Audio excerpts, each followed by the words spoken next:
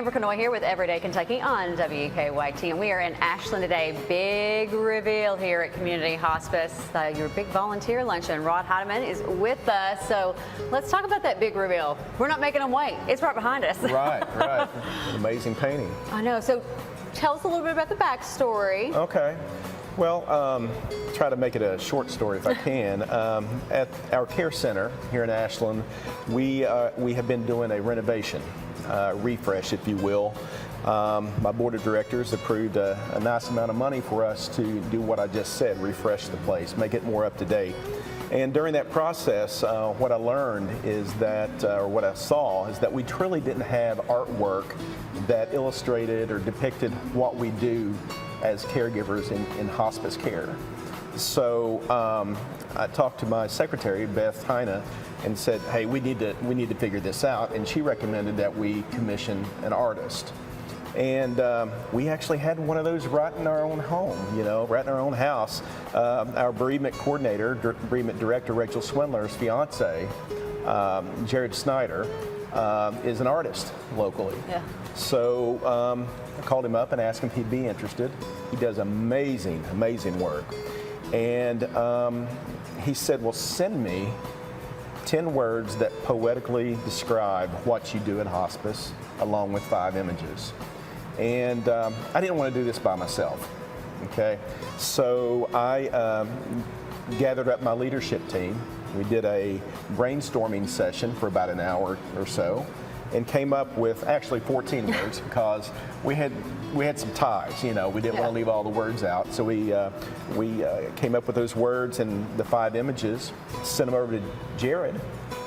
4 months later, look at this. Simply amazing. And one of the things I love the most is the fact that one of your quilts was actually incorporated. They changed the colors just a little bit because you all, I need to find out what the Guinness Book of World Records is for quilting in a year because it sounds like your volunteers are just amazing. Yes, I think they did over 600 in 2024. Yeah, that's right. And all of our patients that come through the care center receive one of these quilts.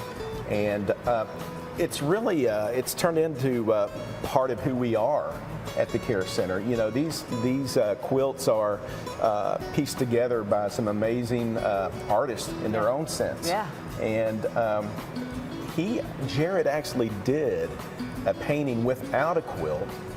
And I said, Jared, he did a sketch first. Yeah. And I said, can we add the quilt somehow? So he took the quilt, like you said, and changed it and just overlaid it here. And down to the detail, the stitching and everything, it perfectly displays what these quilters do for us. And I think the art depicts very well what community hospice is all about and what you do for people at end of life or in other circumstances, but also their families. Yeah, it does. And and I can't, someone asked me after our luncheon today, could I give them the 14 words? I could not remember them all.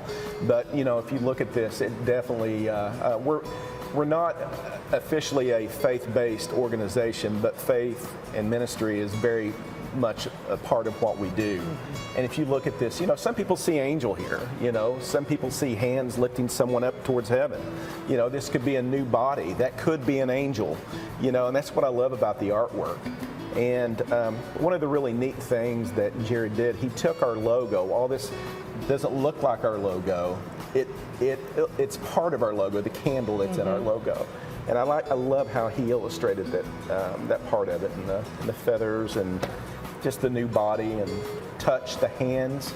So much of what we do is touch. I know. Well, I know people are going to enjoy it in that space. That space is being updated and everything. If people want to learn more about community hospice or volunteer opportunities, how should they do that? They need to go to our website, which is chospice.org, or they can call our main line, 606-329-1890, and they can ask for our volunteer department. Andrea Arnett is our director there, and she would be happy to help anyone who wants to volunteer.